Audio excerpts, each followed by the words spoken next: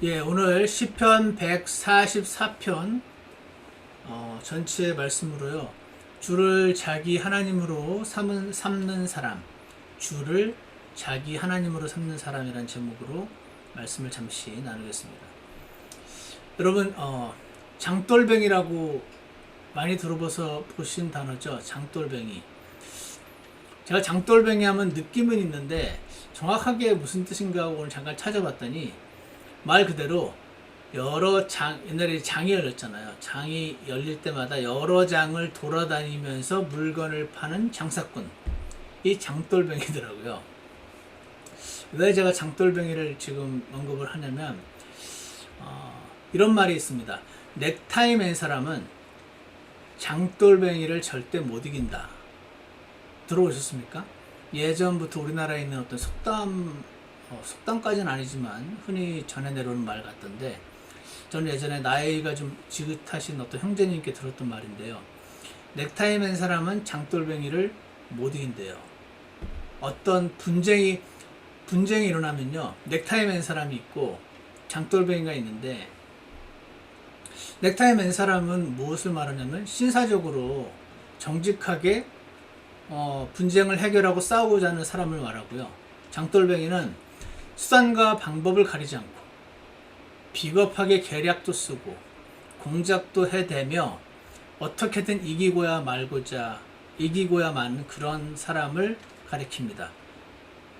제가 보니까 그냥 한국이나 미국이나 전 세계의 정치인들이 여기에 해당되는 게 아닌가 생각이 드는데, 그래서 이 장돌뱅이와 넥타이 맨 사람이 붙으면 싸우면 안 된다.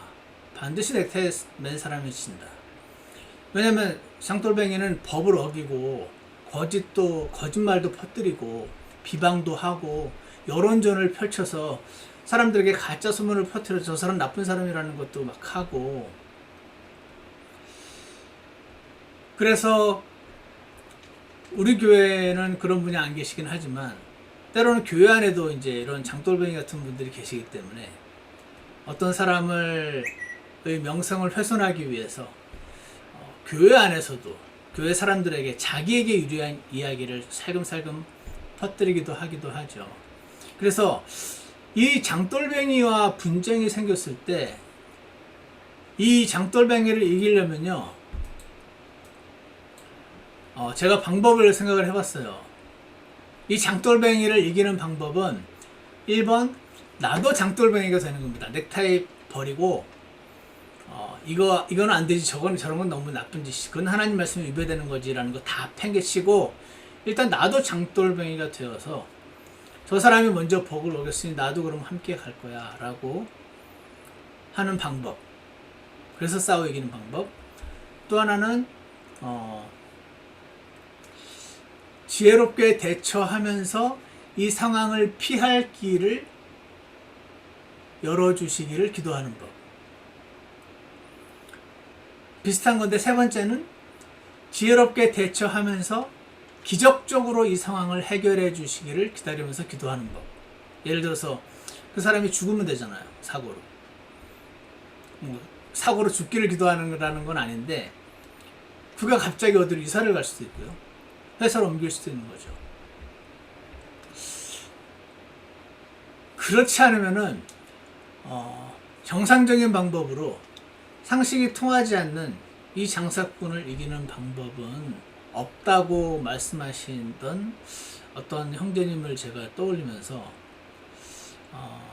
우리의 원함은 우리가 실제로 이제 세상을 살다 보면은요, 교회 안에서 이런 분을 만나기도 하고 교회는 아니고 이런 분을 만날 때가 많이 있습니다. 때로는요, 자기 남편이 좀 장돌뱅이 같은 기질이 있을 수도 있고요, 아내가 좀 거친 사람일 수도 있고, 여러 상황이 우리에게 있는데, 여러분도 그러시겠지만 저도 피할 수 있으면 좋지만 이런 사람을 만나서 분쟁이 생길 때 아마도 여러분도 후자를 원하실 겁니다. 좀 지혜롭게 대처하면서 이 상황을 피할 길을 열어주시거나 기적적으로 상황을 해결해 주시기를 원하실 거 아닙니까?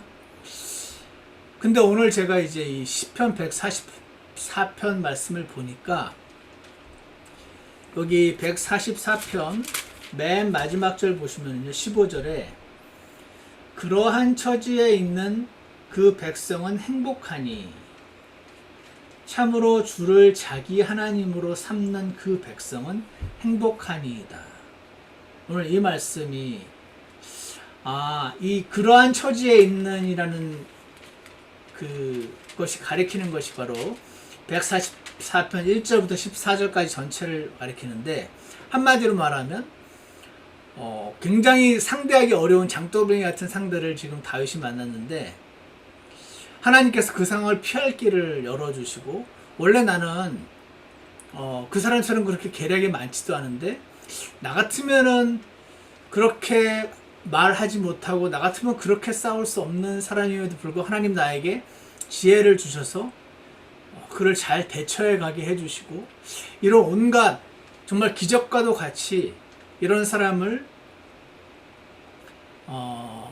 맞닥뜨려서 그 사람에게 피해보지 않고 내 스스로도 장돌뱅이가 되지 않으면서, 똑같이 비열한 사람이 되지 않으면서 크리스찬으로서 하나님의 은혜와 지혜를 얻어서 해결해 가는 사람, 그 사람은 행복하다. 그 사람은 누군가 주 여호와 하나님을 자기 하나님으로 삼는 사람들이다. 그 사람들은 이런 1절부터 14절까지 있는 말씀에 나오는 내용의 축복을 얻는다. 그래서 그는 행복하다. 오늘 10편 144편에서 그렇게 말씀하고 계시구나 하는 것을 오늘 주님께서 말씀해 주시는 것 같았습니다.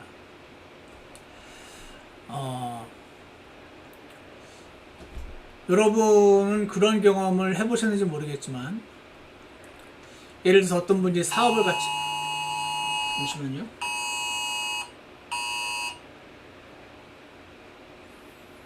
앰버 얼러트가 떴습니다. 누가 유괴범이 나타난 것 같은데,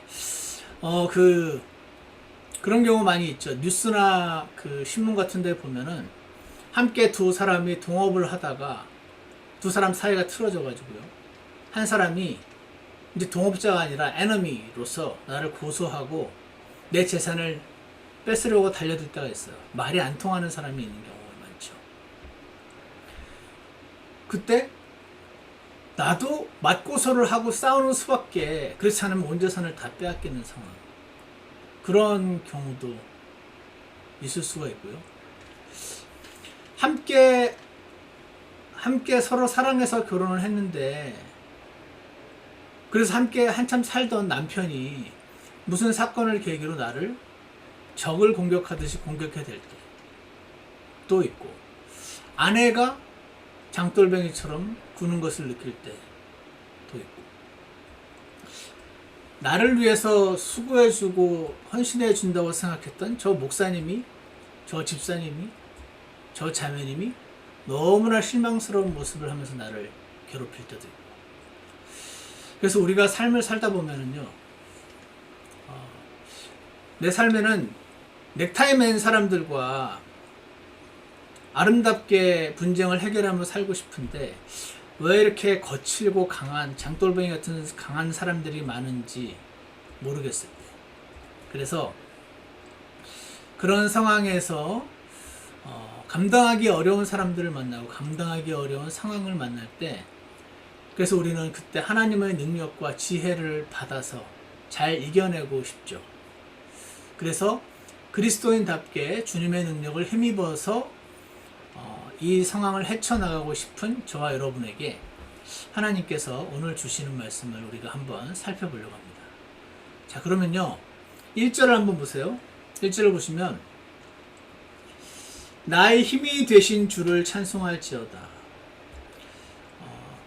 나의 힘이 되신다는 말은 나는 이제 힘이 없는 사람이란 말이죠. 그러니까 없는 힘으로 힘센 사람하고 싸우려면 너무 어려운데, 주님이 나에게 힘을 주셔서 이 싸움을 싸우게 하시는 것을 지금 말하고 있는 것입니다. 그분께서 내 손을 가르쳐 전쟁하게 하시며, 성경은요, 악에게 지지 말고 악을 선으로 갚으라라는 로마서 신약의 말씀이 나오기 전에, 그 전에 무조건 저항하는 것은 잘못된 것이다 이렇게 가르치지 않습니다. 누가 공격하면 무조건 두드려 맞아라, 착해야지 사람이, 호구가 되라, 그러지 않습니다. 왜 알 수 있냐면 방금 말한 것처럼 그분께서 내 손을 가르쳐 전쟁하게 하시면, 하나님은요 누가 너를 쳐들어왔는데 그냥 두드려 맞고 있어라 그러지 않으세요. 손을 가르쳐서 잘 싸우도록 전쟁하게 하시는 분이다라고 하는 말씀이 여러 군데 나옵니다. 그리고 내 손가락을 가르쳐 싸우게 하시는 분이십니다. 그래서 여러분 그런 경험 있으실 겁니다. 특히 이제 미국에 살다 보니까 누구한테, 어떤 미국 사람한테 확 기분 나쁜 말을 들었는데 영어가 짧으니까 대답도 못하고 집에 왔다가 내가 그렇게 말했어야 되는데 다음번에 영어를 막 외워가지고 연습을 해가지고 다음번에 이렇게 딱 말해야지. 여러분 그렇게 하십니까? 저는 꽤 자주 요즘은 많이 안 했는데 꽤 자주 이걸 어떻게 하면 흥분하지 않으면서 확 그냥 이겨버릴 수 있는 이 문장이 뭘까 막 연구하고 외우고 막 그랬던 기억이 나는데, 상대방이 이런 말을 할 때 내가 이런 말을 해서 굳이 상대방을 기분 나쁘게 할 필요는 없지만 할 수 있는 한 정당한 저항을 하고, 여러분 가운데서 되게 착하신 분도 많이 계시잖아요. 너무 착해요. 사람이 착해야 되는 건 맞죠? 악한 사람이 돼야 되는 건 아니죠. 근데 호구가 되면 안 되는 것 같습니다. 물론 제가 이렇게 굳이 말해서 호구가 될 만큼 그렇게 착한 분이 이 가운데 많이 계실지는 잘 모르겠습니다만은, 제가 왜 이런 말씀을 드리냐면, 제가 예전에 보았던 한 책에서 워치만니 형제님이 그런 말 하는 거를 봤어요. 하나님께서 호인을 사용하시는 것을 본 적이 있는가?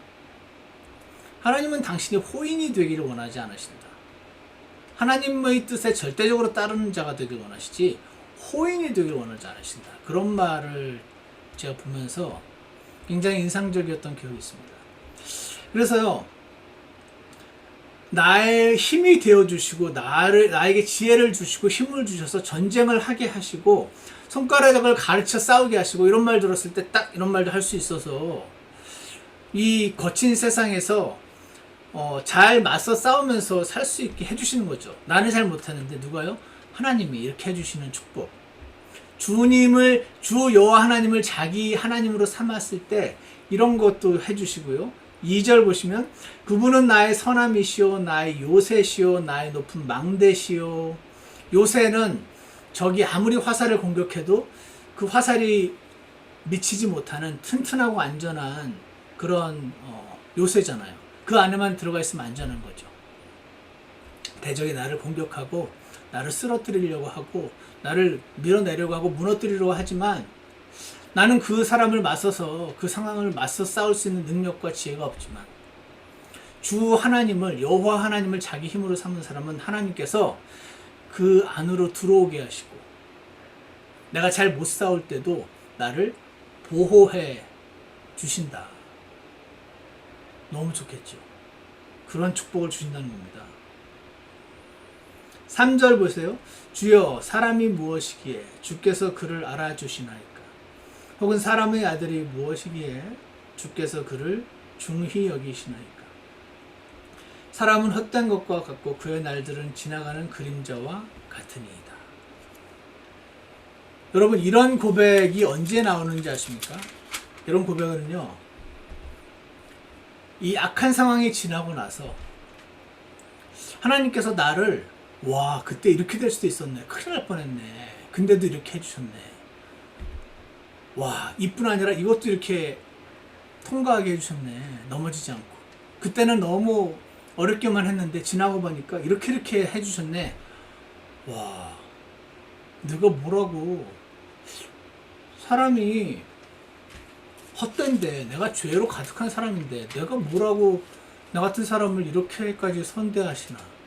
그런 고백이 방금 3절과 4절의 고백이거든요.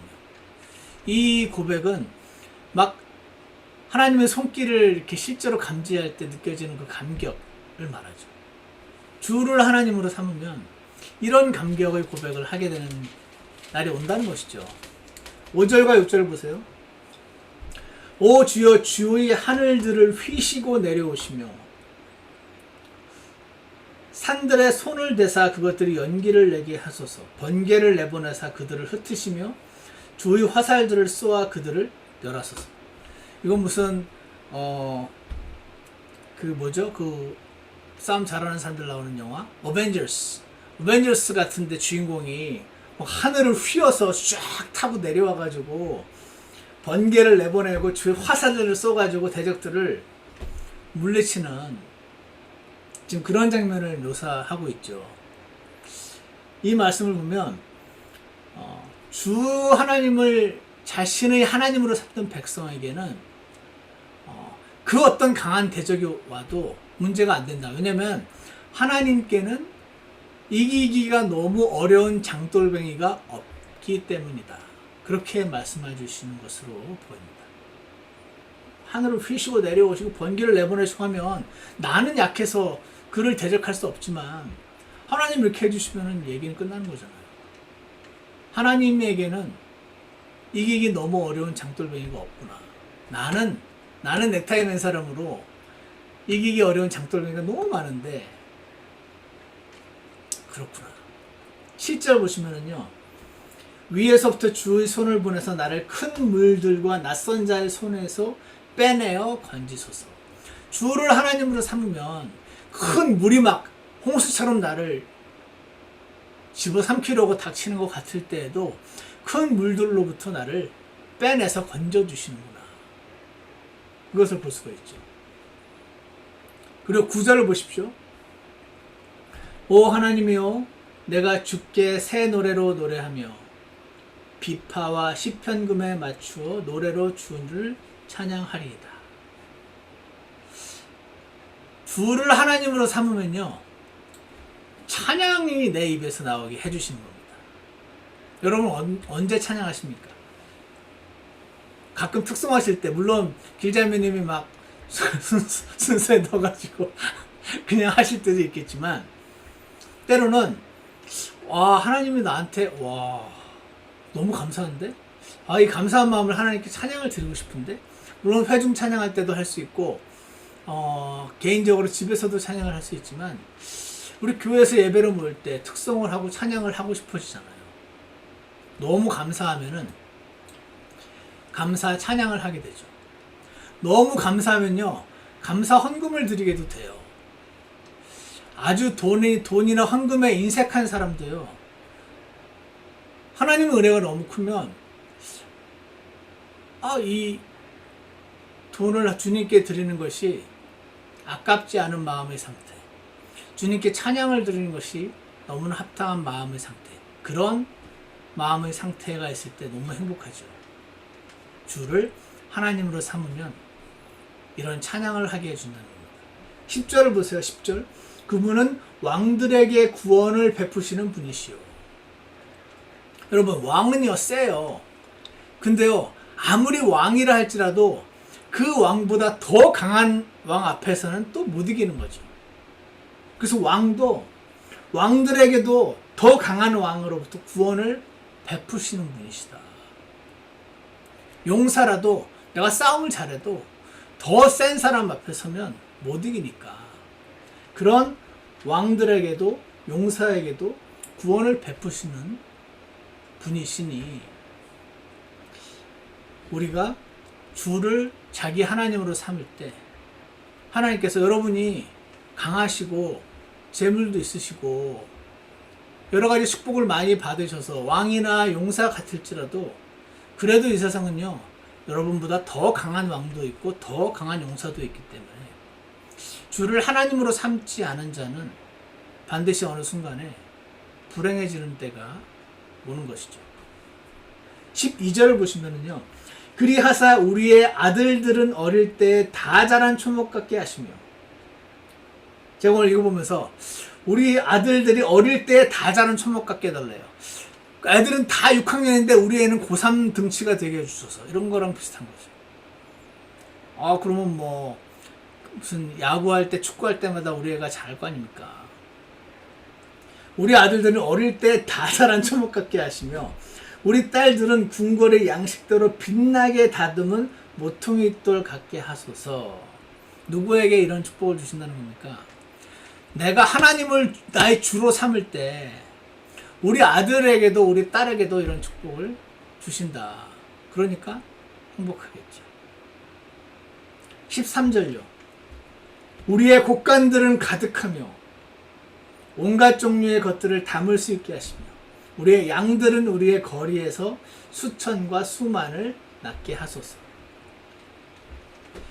물론 신약 그리스도인에게 하나님께서 구약의 이스라엘에게는 재물의 축복 주셨지만 신약의 그리스도인에게 재물을 약속하신 적은 없어요. 그렇지만 그리스도인을 잘 따르면 무조건 가난하고 불쌍하게 될 것이다. 그런 말을 하신 적도 없습니다. 그래서 우리가 알 수 있는 건 뭐냐면요. 마태복음에서 너희에게 마실 것과 먹을 것과 즉 재물이 필요함을 아신다라는 말씀이 나옵니다. 우리는 이슬만 먹고 살 수 있는 곤충들이 아니거든요. 하나님은 잘 아십니다. 여러분과 제게 우리 모두에게 재물이 필요한 것도 아시는 분이시라는 것입니다. 주를 자기 하나님으로 삼을 때 우리의 경제적인 부분도 떠맡아 주시겠다는 그런 약속을 지금 해주는 것입니다. 그래서 15절 보십시오. 그러한 처지에 있는 그 백성은 행복하니. 그잖아요. 잘 못 싸우는데 나를 보호해 주셔. 하나님이 내 힘이 되어 주셔. 내가 전쟁을 잘 못하니까 손을 가르쳐줘 전쟁하게 해주시고, 하나님이 직접 활처럼 막 뛰어내려와 가지고 화살을 쏘시고 번개를 쏘시고 큰 물들로부터 빼내서 건져주시고 내 입에서 찬양을 막 뽑아내시고 왕이랄지라도 더 강한 왕 앞에서 이기게 해주시고 우리 아들 딸까지 우리의 재물이 필요한 것도 아시고 다 처리해 주시는 이러한 처지에 있는 그 백성은 행복하니. 행복하겠죠. 근데 그 사람들은 누구라고 하십니까? 참으로 주를 자기 하나님으로 삼는 그 백성은 행복하니이다. 그렇게 말하고 있습니다. 그래서 제가 오늘 이 말씀을 보면서 여러분 주를 그러면 길은 정해졌네. 나는 행복하고 싶고 나는 전쟁에서 지기 싫고 미국 사람이 나를 확 무시하면서 뭐라고 하는데 딱 멋있게 한마디 딱 해주고 싶고 이렇게 하고 싶은데 그래서 나는 그러니까 길은 정해졌네. 주를 하나님으로 삼아야겠네. 그러면 주를 하나님으로 삼는 건 어떤 것인가? 일단 아닌 것부터 생각을 해봤어요. 교회 다니는 사람을 말하지는 않을 것 같아요. 이스라엘도 다 하나님의 백성이라고 하지만 얼마나 바빌론의 침략과 두드려 맞고 그 고통이 말이 아니었지 않습니까? 그러니까 우리가 교회 다니는 사람이 주를 하나님으로 삼는 백성이다 이렇게 말할 수는 없다. 두 번째 아닌 거는요. 비슷한 건데 매일 식사할 때 기도하는 사람을 말하는 것 같진 않아요. 세 번째, 교회를 여러분이 열심히 다니시다 보면은 열심히 교회 선신하시다 보면은 나중에 집사도 되고 권사도 되고 어떤 분은 목사도 되시고 목장장 되시고 순장, 교구장 뭐 온갖 주님을 섬길 수 있는 위치를 얻게 되는데 그런 타이틀과는 상관없을 거예요. 왜냐하면 사두개인, 바리새인들, 서기관들, 장로들 전부 이스라엘의 종교 지도자들이고 다 타이틀에 있는 사람들이었으나 그들을 가리켜서 아무도 주를 하나님으로 삼은 사람들이다라고 말하지 않으니까. 네 번째로 아닌 사람은 제가 가끔 얘기해요. 여러분이 제가 말하면서도 약간 아이러니라고 느끼시면 어떡하나 하는 제가 고민을 합니다. 왜냐면 제가 성경 읽으시라고 독려를 하지만 또 그런 말도 하잖아요. 성경을 100독 이상 해도 성경 박사가 돼서 성경 구절을 척척척척 피고 예전에 제 목표가 그거였습니다. 예전에 저희 교회에 브라이언 도노반이라는 목사님이 오셔가지고 누가 질문하니까 딱 질문하고 대답하기 전에 히브리서 9장 27절 하고 착착 피워서 탁 대답해주고 누가 더 질문하니까 로마서 4장 5절 착착 펴주고 와 그걸 제가 보면서 와 너무 멋있다. 나도 열심히 성경 공부해서 누가 질문하면 저렇게 착착착착 펼 수 있는 사람이 돼야지. 해가지고 제가 공부를 시작을 했었는데, 근데 그렇게 착착 펴도 그런 사람은 하나님을 주로 삼는 사람이다? 아니에요. 왜냐하면 바리새인들, 사두개인들, 서기관들, 장로들 다 성경 박사들이었거든요. 거기서 말하잖아요. 예수님이 메시아가 어디서 태어나냐 했더니 망설임 없이 미가서 5장 2절을 미가서 5장 2절입니다 안 하고 그냥 다 외우고 있잖아요. 암송까지 줄줄줄 외웠어요. 그죠? 그러니까 그것도 아니에요. 주를 하나님으로 삼는 백성, 킹게임 성경을 갖고 있고 읽고 있고 이것과도 상관없는 것 같아요. 물론 킹게임 성경을 갖고 읽고 있는 건 너무 중요한 것이고, 성경 일독을 백독 이상 하시는 건 너무 중요한 것이고, 성경 박사가 되시기를 저는 원하는데 이것과도 상관없어요. 왜냐면은요, 우리는 지금 완전하게 영감으로 기록되고 섭리로 보존된 하나님 말씀을 갖고 있지만, 당시 유대인들은요, 아예 히브리어로, 우리는 마소라 사본을 영어로 번역한 킹게임 성경을 한국어로 번역한 걸 갖고 있지만, 그들은 그 마소라 사본이 생기기도 전에 지금 시편이라고 하는 그 마소라 사본의 저본이 된 진짜 그야말로 온전한, 그때는 그 가짜 사본도 없을 때니까 온전한 원본을 갖고 있었던 그 이스라엘이 우상 숭배에 빠지고 하나님의 징계를 받고 쫓겨나고 나라를 잃고 온갖 고생을 다 하는 걸 보면, 아, 주를 하나님으로 삼는 백성은 교회 다니는 것도 아니고 식사할 때 기도하는 것도 아니고 무슨 장 되는 것도 아니고 성경 백독도 아니고 킹제임스 갖고 다니는 거 아니구나 하는 걸 알 수 있죠. 그러면은 뭔가, 제가 오늘 이 부분을 가지고 묵상하면서 기도를 했는데 주님이 이 말씀을 주시더라고요. 뭐냐면 로마서 7장 14절로 한번 와보십시오. 누가 막 오늘 읽었던 그런 행복한 사람, 주를 하나님으로 삼아가지고 장돌뱅이 같은 사람과 장돌뱅이 같은 상황이 왔을 때도 너끈히 이기고 하는 행복한 사람이 되는 사람이 누군가 했더니, 로마서 7장 14절을 보시면요, 이런 말씀이 있습니다. 우리가 알거니와 율법은 영적이나 나는 육신적이어서 죄 아래 팔렸도다. 나는 육신적이다 이 말이 나옵니다. 여러분, 나는 육신적이라는 게 뭡니까? 오늘 주를 하나님으로 삼은 사람인데, 이스라엘이 물론 하나님 백성이긴 하지만 이스라엘 전부가 주를 하나님으로 삼았다는 뜻은 아니라는 뜻이네. 그럼 뭔가 교회도 다니고 주의 백성이라고 불리우는데 왜 누구는 다윗처럼 주를 하나님으로 삼았다는 평가를 받고 누구는 그렇지 않았다는 평가를 받나? 그러면 다윗은 주를 하나님으로 삼은 사람이고 이들은 누구를 하나님으로 삼은 사람인가? 이들은 육신을 하나님으로 삼는 사람이네. 육신을요. 내가 육신적이란 말은 나의 육신을 하나님으로 삼았다는 뜻이구나. 오늘 로마서 7장 5절도 보시면 이런 말씀이 있어요. 그 위에 있죠. 우리가 육신 안에 있었을 때는 율법으로 말미암는 죄들의 활동이 우리 지체 안에서 일하여 사망에 이르는 열매를 맺게 하였다. 육신 안에 있을 때. 마지막으로 로마서 8장 1절. 그러므로 이제 그리스도 예수님 안에 있는 자들에게는 정죄함이 없나니 그들은 육신을 따라 걷지 아니하고, 여기 있더라고요. 육신적인 사람,